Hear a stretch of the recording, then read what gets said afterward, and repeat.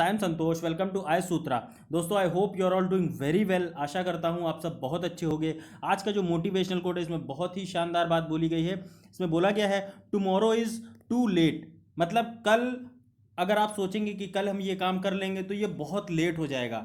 Yesterday मतलब कल जो है निकल चुका है, और नाउ मतलब अभी जो राइट टाइम है, अभी इसी वक्त मतलब present is the right time to start.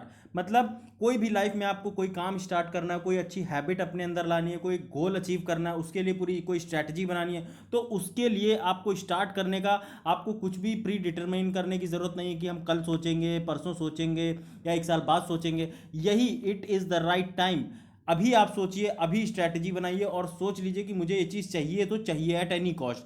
तो यही बोला गया है कि प्रेजेंट में रह के अपने फ्यूचर को आप एडमायर करें। That is the best option present for you. तो ये आप अपनी लाइफ में इंप्लीमेंट करके चल सकते हैं। ये मोटिवेशनल कोट। फिर यहाँ पे इंडिया के मैं केसेस, आप सिर्फ अब इंडिया के ही केसेस डिस्कस करूँगा क्योंकि पूरा कॉम्प्रिहेंसिव कवर करने में काफ़ी ज़्यादा टाइम लग जाता था। तो आई hope you don't mind. India के अगर आप केसेस देखेंगे तो टोटल लगभग 45,62,414 टोटल कोरोना पॉजिटिव पेशेंट्स निकल के आ चुके हैं अब तक इंडिया में। उसके बाद आप देखेंगे नंबर ऑफ डेथ्स की, तो 76,304 लोग कोरोना वायरस की वजह से इंडिया के अंदर अपनी जान गंवा चुके हैं। उसके बाद रिकवर्ड केसेस अगर आप देखेंगे तो लगभग 35,42,663 लोग पूरी तरीके रिकवर होकर घर जा चुके हैं। तो आइडिया रखिएगा कोरोना के बारे में, क्योंकि अब पर डे लगभग 90,000 से लेके 1 लाख के बीच में केसेस पर डे इंडिया में आ रहे हैं। और आप ये समझ लीजिए मैक्सिमम जो अब तक किसी एक दिन में 24 घंटे के अंदर किसी देश में मैक्सिमम केस आए हैं वो हैं 78,000, वो भी यूएसए के अंदर। और उसके बाद हर जगह हर जो जो लीड है वो सिर्फ इंडिया ही लेता हुआ नजर आ रहा है। फिर 90,000 का आंकड़ा हो, 1 लाख का आंकड़ा हो, जो भी है वो सब इंडिया ही अब लीड करता हुआ नजर आ रहा है। तो आप अपना कोरोना से बहुत ज़्यादा ध्यान रखिए। अपने आप को सैनिटाइज करते रहिए, नहाते धोते रहिए, साफ सफाई रखिए। This is all. अब आपको आज का जो पहला एडिटोरियल इसमें मैं डिस्कस करूंगा लिविंग प्लैनेट जो रिपोर्ट है 2020 की। ये नई एक रिपोर्ट आई है WWF के द्वारा, वर्ल्ड वाइल्ड लाइफ फंड के द्वारा। ये एक इंटर गवर्नमेंट ऑर्गेनाइजेशन है जिसे 1961 में बेसिकली इस्टेब्लिश किया गया था। इसका जो आपको हेडक्वार्टर देखने को मिलेगा वो बेसिकली गारलैंड में, स्विट्जरलैंड में देखने को मिलेगा। आइडिया रखिएगा। अभी जो वर्ल्ड वाइड फंड ने जो रिपोर्ट पब्लिश करी, ये लिविंग प्लैनेट रिपोर्ट। सबसे पहले तो आपसे पूछ लेंगे लिविंग प्लैनेट रिपोर्ट 2020 किसने बेसिकली इसे पब्लिश किया। तो आप डायरेक्ट आप टिक कर सकते हैं कि world wide fund for nature. Idea रखिएगा। उसके बाद हाइलाइट्स अगर आप देखेंगे इस रिपोर्ट की तो बेसिकली आपको देखने को मिलेगा यहाँ पे बहुत ज़्यादा बेसिकली रिडक्शन देखने को मिला। जैसे आप देखेंगे ना कि जो जंगलों के अंदर जो जानवर रहते हैं, जो अलग अलग टाइप के जो पक्षी रहते हैं, अलग अलग टाइप के जो छोटे मोटे जो जैसे आप कीड़े मकोड़े जंतु बोलते हैं, जिन्हें आप इंसेक्ट्स बोलते हैं, वो रहते हैं। और बहुत सारी तरह की जो प्लांट स्पीशीज़ रहती हैं। तो इसमें बोला गया है जो वाइल्ड लाइफ है, मतलब जो जंगली जीव हैं, उनकी अगर पॉपुलेशन अगर आप देखेंगे तो वर्ल्ड के अंदर लगभग 68% तक रिडक्शन देखा गया है। मतलब 68%। अगर लेट से कि 1,000 अगर कहीं पूरे वर्ल्ड में टोटल जानवर रह रहे हैं तो उसमें से 680 जो जानवर हैं पूरी तरीके नेस्तनाबूद हो चुके हैं, ख़त्म हो चुके हैं। तो आप समझ सकते हैं कितने बड़े पैमाने पे हमारे जो वाइल्ड लाइफ है उसके ऊपर नुकसान पहुंच रहा है। ये जो बेसिकली रिपोर्ट बताई गई है ये 1970 से लेके 2017-16 के बीच की ये पूरी रिपोर्ट है, जिसमें 68% का डिक्लाइन देखा गया।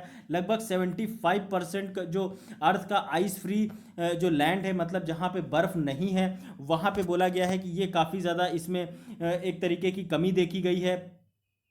तो आप ये जब भी क्लाइमेट चेंज से रिलेटेड, एनवायरनमेंट से रिलेटेड कभी कोई क्वेश्चन लिखने को आए तो वहाँ पे अगर आप ऐसे जो पॉइंट्स हैं वो किसी रिपोर्ट का मतलब नाम दे के कोट करेंगे, जैसे लिविंग प्लैनेट रिपोर्ट जो कि वाइल्ड लाइफ फंड ने निकाली, उसमें ये अगर आप आंकड़े ये आप स्टैटिस्टिक्स जो है कोट करेंगे तो आपको जो एग्जामिनर है उस पर बहुत ही एक पॉजिटिव इम्पैक्ट पड़ता है। वो आप समझता है कि हाँ आपको डेप्थ में नॉलेज है, आप कोई चीज़ अच्छे से पढ़ रहे हैं, समझ रहे हैं। तो ये सब चीज़ें आप जहाँ पे भी आप नोट करते हैं तो उसे अच्छे से नोट डाउन करिए। उसके बाद आप देखेंगे ज़्यादातर जो ओशंस हैं वो बोला गया है कि ये पोल्यूटेड हैं, और 85% से ज़्यादा जो वेटलैंड का जो एरिया है वो अब लॉस्ट हो चुका है, मतलब ख़त्म हो चुका है। वेटलैंड क्या होता है? रामसर वेटलैंड जो आपको मैंने बताया भी है पहले, बेसिकली जो आपने देखा होगा जहाँ पे काफ़ी समय तक दलदली एरिया होता है, पानी भरा रहता है, या फिर वहाँ पे पानी का एक लेवल जो है वो 12 महीने मेंटेन रहता है, उसे बेसिकली आप बोलते हैं वेटलैंड। जैसे आप बोलते हो, आपने देखा भी होगा, आप अपने आसपास के एरिया में फुमडी टाइप के, अगर अरुणाचल में अगर आप रहते हैं तो उसे फुमडी बोला जाता है, फ्लोटिंग आइलैंड्स भी बोला जाता है उसे। तो आइडिया रखिएगा इस बारे में। तो वेटलैंड जो है उसमें भी कमी देखी गई है। उसके बाद जो सबसे ज़्यादा जो डिक्लाइन देखा गया है वाइल्ड लाइफ पॉपुलेशन में, वो बेसिकली देखा गया है लैटिन अमेरिका के अंदर, लगभग 94%। तो आप समझ सकते हैं कितना ह्यूज नंबर। अगर मैं आपको लैटिन अमेरिका वाला एरिया दिखाऊं तो बेसिकली ये है लैटिन अमेरिका वाला एरिया, मैक्सिको के से लेके पूरा साउथ अमेरिका आप कवर करके, ये बीच में ये एरिया यहाँ पे जो आपको देखने को मिलेगा ये भी पूरा आता है नॉर्थ अटलांटिक से लेके साउथ अटलांटिक, और इधर पैसिफिक के बीच में पूरा एरिया जो है ये कवर करता है। ये आइडिया रखिएगा। यहाँ पे सबसे कम जो है अब पॉपुलेशन, जो वाइल्ड लाइफ पॉपुलेशन है वो होती हुई नज़र आई है। ये है अर्जेंटीना, फिर ये पेरू, चिली, उसके बाद ये है ब्राज़ील वगैरह। ये सब आइडिया आप रखिएगा, वेनेजुएला, मैक्सिको। तो ये सब आप जब भी आप पढ़ें तो कॉम्प्रिहेंसिवली मैप को ज़रूर कंसल्ट करके चलें, या फिर फ़ोन में ही गूगल का यूज़ करके मैप्स देखें। फिर यहाँ पे अगर आप देखेंगे ज़्यादातर किन वजहों से जो बायोडाइवर्सिटी है वो बेसिकली लॉस हुई है, क्यों इस पे इतना ज़्यादा इम्पैक्ट पड़ा है। तो सबसे पहले बताया जा रहा है कि जो मेजर ड्राइवर्स हैं, मेजर जो इम्पैक्ट्स हैं वो है जो एक तरीके से जो लैंड यूज़ है, जिस तरीके से हम लैंड को यूज़ कर रहे हैं ज़्यादातर, जो प्रिस्टीन हैबिट्स हैं, मतलब प्रिस्टीन हैबिट्स बेसिकली जो ओल्ड कल्चर्ड हैबिट्स हैं वो एग्रीकल्चर लैंड्स में हम जो यूज़ कर रहे हैं, और जो बहुत ही ज़्यादा ओवर फिशिंग कर रहे हैं ओशंस के अंदर। इस वजह से आपको देखने को मिलेगा मछलियाँ तो जाती ही जाती हैं। जब आप कोई जाल फेंकते हैं किसी समुद्र के अंदर मछली पकड़ने के लिए, तो इसमें ऐसा नहीं है सिर्फ मछलियाँ फंसती हैं, मछलियों के साथ साथ बहुत सारे दूसरे कछुए हो गए, ये बहुत सारे दूसरी शार्क फिश हो गई, दूसरे बड़ी मछलियाँ हो गई, और जो दूसरे जानवर रहते हैं समुद्र के अंदर वो भी इसमें फंस जाते हैं और अपनी जान गंवा देते हैं।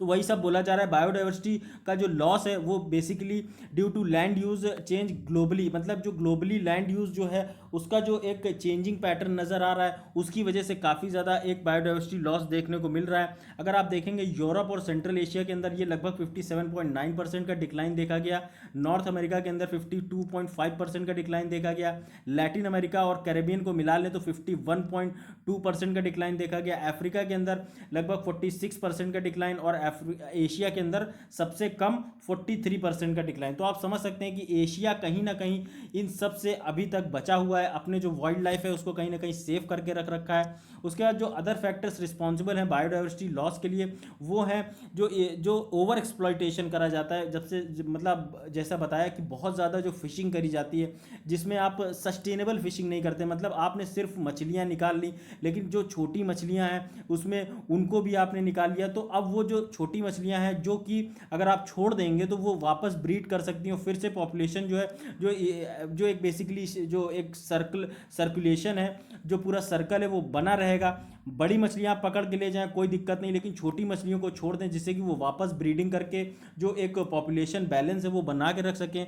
लेकिन ये सब नहीं होता है, जिस वजह से बायोडाइवर्सिटी का इतना ज़्यादा लॉस देखने को मिलता है। इन्वेसिव स्पीशीज़ जो है इसमें भी काफ़ी ज़्यादा उसका ओवर एक्सप्लॉयटेशन देखने को मिलता है। डिजीज़ एक दूसरा इशू है जो आप देखेंगे इस समय हमारे देश में, या फिर आप इंडियन ओशन हो गया या कोई भी दूसरा ओशन आप पकड़ के चलें तो बहुत ज़्यादा पोल्यूशन देखने को मिलता है। अब पोल्यूशन जब होता है तो ये जो फिशेज़ होती हैं ये कंज्यूम करती हैं पानी को, जो बड़े बड़े जो कछुए होते हैं वो कंज्यूम करते हैं, और भी जो दूसरे एनिमल्स रहते हैं वाटर एनिमल्स वो सब कंज्यूम करते हैं, तो वो उनको बीमारियां लगती हैं अलग अलग तरीके की, तो जिस वजह से वो कई बार मर जाते हैं। उसके बाद यहाँ पे देखा गया पोल्यूशन, जो मैंने आपको बताया क्लाइमेट चेंज, ये दूसरी तरीके के रिस्पॉन्सिबल, जो कंटिन्यूसली जो हमारा जो टेम्परेचर है वो बढ़ता जो जा रहा है, जिससे समुद्र का जो ऊपरी सतह है, अपर सरफेस ऑफ जो ओशन है वो बढ़ रहा है, जिस वजह से कई बार आपने सुना होगा जो कोरल रीफ्स हैं वो डिक्लाइन हो रही हैं। कोरल रीफ्स डिक्लाइन होने की वजह से क्या हो रहा है, जो कोरल रीफ्स में जो एक एक हार्मोनी देखने को मिलती है फिशेज़ में और जूज एंथले में, ये सब जो है अब ख़राब होती जा रही है, जिस वजह से अब कोरल ब्लीचिंग देखने को मिलती है, अक्सर न्यूज़ में रहता है। इसके बारे में आप तो आइडिया रखिएगा। उसके बाद फ्रेश वाटर जो बायोडाइवर्सिटी है, ये सबसे ज़्यादा बोला जा रहा है कि ये थ्रेटेंड बायोडाइवर्सिटी है, मतलब साफ़ पानी में जो मछलियाँ रहती हैं, जो जानवर रहते हैं, वो बेसिकली सबसे ज़्यादा थ्रेटेंड है ग्लोबली अगर देखा जाए। तो इसमें जो डिक्लाइनिंग फ्रेश वाटर जो है वो काफ़ी ज़्यादा एक चिंता का विषय है, जिसके लिए सरकार को सोचना भी चाहिए। क्योंकि जिस तरीके से नदियों में पोल्यूशन बढ़ रहा है, तालाबों का एक तरीके से तालाब ख़त्म होते जा रहे हैं, उसमें आप समझेंगे कि बहुत ज़्यादा जो है वाइल्ड लाइफ, जो हमारी जो वाटर वाइल्ड लाइफ है उस पर बहुत ज़्यादा इम्पैक्ट पड़ रहा है। और इससे से ये ज़रूरत है कि जो ये डिक्लाइन देखने को मिल रहा है, ये बहुत ज़्यादा ओशंस और फॉरेस्ट में देखने को मिल रहा है। मतलब फॉरेस्ट का एक अलग ही जो एंगल होगा, जो फ्रेश वाटर से ये रिलेटेड नहीं है, लेकिन फॉरेस्ट में भी आप देखिए कई बार बड़े बड़े जंगल काटे जाते हैं अपने फ़ायदों के लिए। इंडिया में ही अगर अभी आपने देखा होगा, कोल के लिए बहुत बड़ी ह्यूज पैमाने पे माइनिंग करने के लिए बिना इन्वायरमेंटल इम्पैक्ट असेसमेंट करे बड़े बड़े इंडस्ट्रियलिस्ट को ज़मीन दे दी गई, जिस वजह से बहुत ही ज़्यादा नुकसान देखने को एनवायरनमेंट को मिलता है।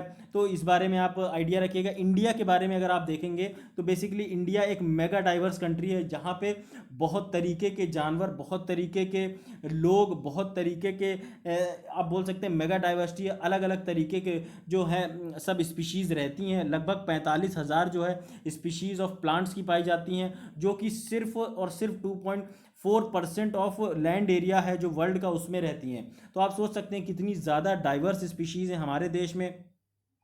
हमने लगभग 6 ऑलरेडी जो 6 प्लांट स्पीशीज़ हैं वो लगभग एक्सटिंक्शन की कगार में, और बहुत सारी जो है एक्सटिंक्ट भी हो चुकी हैं, जिस वजह से आप देखेंगे बहुत ही मेजर जो लॉस देखने को मिला, बायोडाइवर्सिटी लॉस। इंडिया अगर आप देखेंगे, इंडिया ने लगभग 1/3 ऑफ जो नेचुरल वेटलैंड्स हैं वो लूज़ कर दिए हैं अर्बनाइजेशन की वजह से। अब अर्बनाइजेशन होता है तो क्या होता है, गाँव के लोग शहर में आते हैं, उन्हें घर चाहिए, उन्हें रहने के लिए प्रॉपर पानी की सुविधा चाहिए, बिजली चाहिए, रोड चाहिए। तो इनको ये जगह दी कहाँ से जाएगी, तो दी तो नेचुरल जो लैंड प्रेजेंट है वहीं से दी जाएगी ना। मान लीजिए यहाँ पे कोई बहुत बड़ा तालाब है, इसको आपने पाट दिया, इसमें मिट्टी भर के इसको पूरी तरीके इसमें कंस्ट्रक्शन कर दिया और यहाँ पे बड़े बड़े बिल्डिंग खड़ी कर दी। अब जब बड़ी बड़ी बिल्डिंग खड़ी कर दी तो जो वेटलैंड्स थे, जिनसे ग्राउंड वाटर रिचार्ज होता था, जिनसे एक यहाँ पे मछलियाँ बहुत सारी रहती थी अलग अलग स्पीशीज़ की, वो सब मर जाती हैं, जिस वजह से बोला जा रहा है कि पोल्यूशन, एक अर्बनाइजेशन जो एक मेजर जो है नुकसान पहुंचा रहा है हमारे देश के जो बायोडाइवर्सिटी है उसको।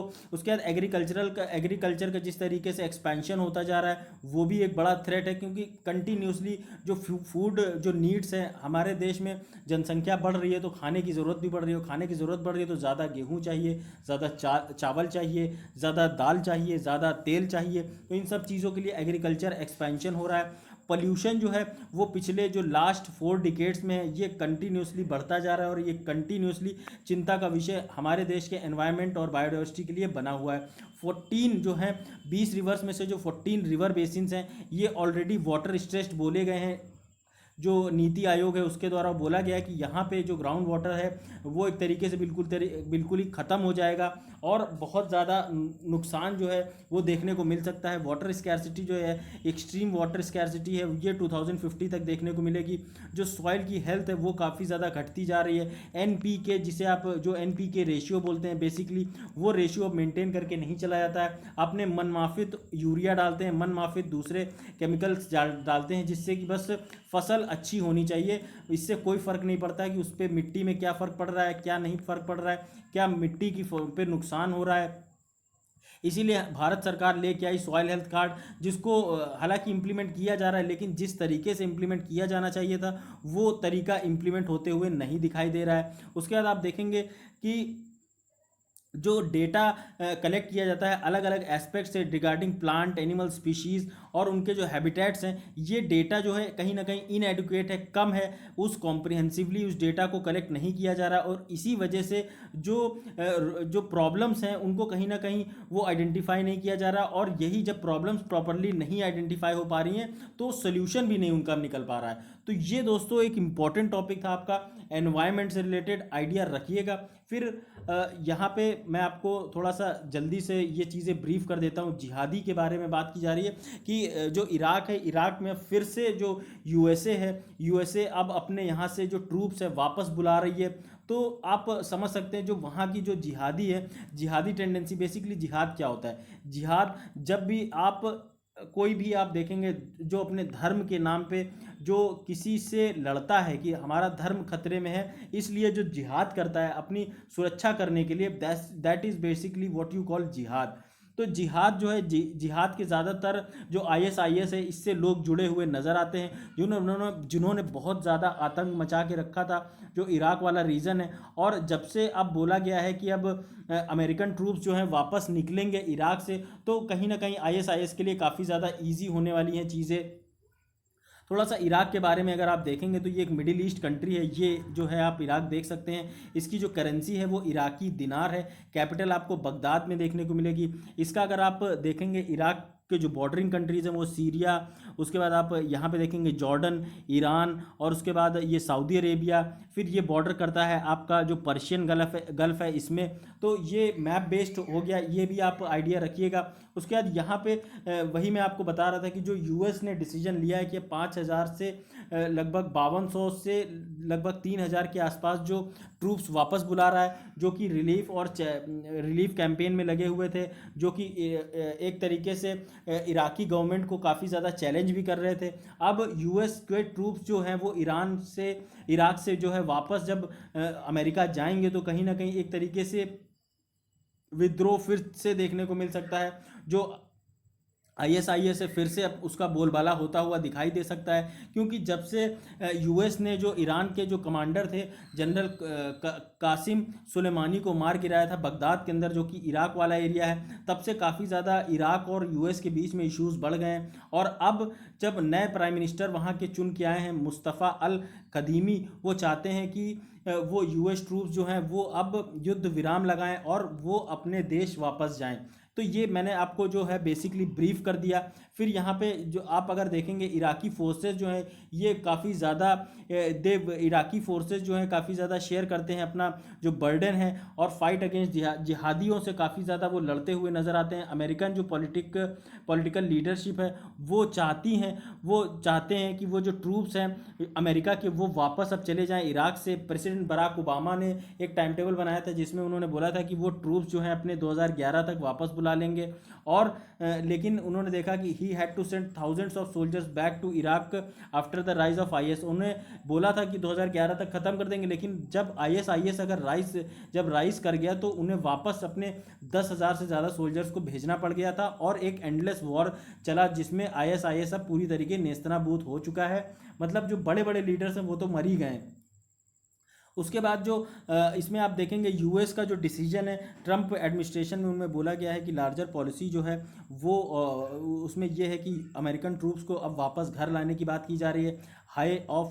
At a height of war US के जो लगभग 1.5 लाख के आसपास जो ट्रूप्स थे वो इराक के अंदर थे, वो पूरी तरीके जो है कम कर दिए जाएंगे, और आने वाले टाइम में सिर्फ बोला जा रहा है कि आने वाले टाइम में सिर्फ और सिर्फ 10,000 सैनिकों को ही जो है रखा जाएगा।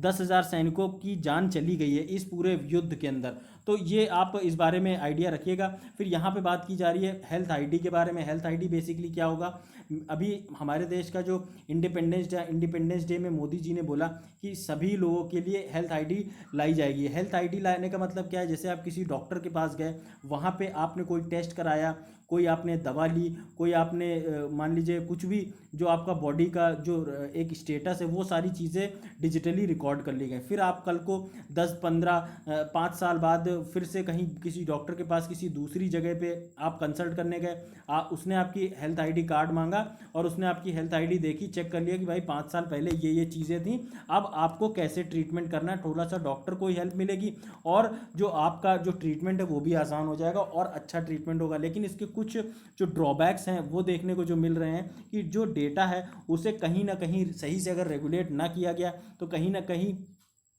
जो केस पुट्टा स्वामी केस था, जिसमें बोला गया कि जो हमारा जो राइट टू प्रिवेसी हमें चाहिए, हम बाय बर्थ हमें मिलती है कि हमें अपनी प्रिवेसी का पूरी तरीके, it is our fundamental right कि हम अपने चीज़ों को प्राइवेट रखना चाहते हैं तो रखें। तो जैसे मान लीजिए अगर कोई एग्जांपल, किसी को एड्स है, किसी को कैंसर है या किसी को टीबी है, वो ये चीज़ पब्लिकली नहीं अनाउंस करना चाहता, तो लेकिन अगर आप जब हेल्थ आईडी बनाएंगे वहाँ पे तो ये सारी चीज़ें रिवील कर दी जाएंगी। तो आप ये चीज़ इंश्योर करें, डेटा को इस तरीके से रखें कि ये चीज़ इंश्योर हो कि उसका डेटा कहीं ना कहीं पे भी पब्लिकली लीक नहीं होगा। तो यही सब सारी चीज़ें बात की जा रही हैं, बोला जा रहा है कि डेटा रेगुलेशन बिल होना चाहिए जिससे कि ये सारी चीज़ें इंश्योर करी जाए, रोक लगाई जा सके कि कोई भी डेटा जो है गलत हाथों में ना जाए, डेटा प्रोटेक्टेड रहे। जब हालांकि हमारे देश में जब आधार कार्ड का डेटा प्रोटेक्टेड नहीं रह पाता तो आप कैसे ये बोल सकते हैं कि हेल्थ आईडी कल को बनाई जाएगी तो वो भी डेटा मतलब सही रहेगा, सही सेफ हाथों में रहेगा। तो यही सारी चीज़ें थी, मैं आपको बताना चाहता था। थोड़ा सा जल्दी में भी हूँ आज, तो थोड़ा सा और प्रिसाइजली मैं लेक्चर भी आज लेट हो गया लाने में, तो सॉरी गैस उसके लिए। आप ये यहाँ पे आइडिया रखिएगा, पढ़िएगा थोड़ा सा अच्छे से, चीज़ें अच्छे से समझ में आएंगी आपको। फिर अगर आपको मेरा लेक्चर पसंद आया तो लाइक, कमेंट, शेयर, सब्सक्राइब करना बिल्कुल मत भूलिए। और thanks a lot for watching this video once again. Sorry आज वीडियो लेट लेके आया, कल से फिर से अपने टाइम पे लेके आऊँगा 11-12 के बीच में। और यही था टोटल। थैंक यू गाइस, जय हिंद।